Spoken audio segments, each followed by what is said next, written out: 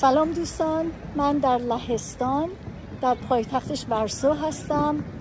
همینجور که میبینین بسیار شهر تاریخی و زیبایی، قدمت بسیار زیادی از لحاظ تاریخ داره و در عین حال وقتی که اینجا رو میبینین یه توده‌ای از غم رو دل آدم میشینه برای اون گذشته‌ای که این مملکت تجربه کرده.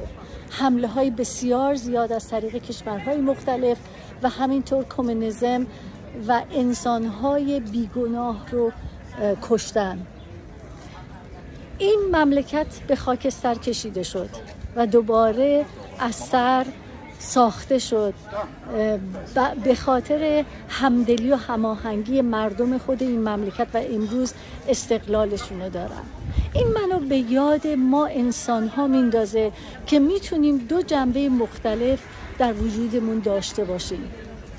اون جهت تاریک وجودمون که میتونه به خاطر خواسته شخصی و قدرت به هر کاری دست بزنه و هر کسی رو و هر چیزی که مانع باشه رو بکشه و از بین ببره. و قسمت دیگه وجودمون که میتونه سازنده باشه و برنده شدن زندگی رو بر اساس حمایت و برنده شدن دیگر انسان‌ها بدونه. مطمئنم که همه شما عزیزان این روشنایی در وجودتونه و انتخابتون همیشه در زندگی این بوده که دیگران رو حمایت بکنید همون جور که خواسته های خودتون رو حمایت میکنید.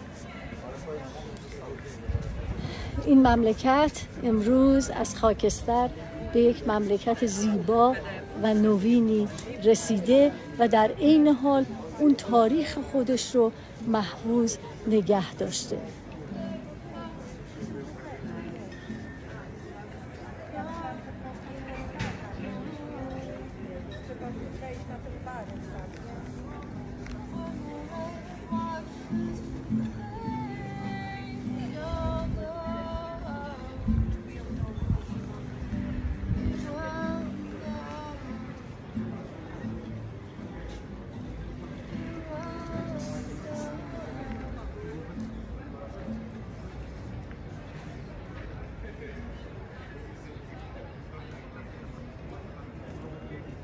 به امید دیدارتون به زودی.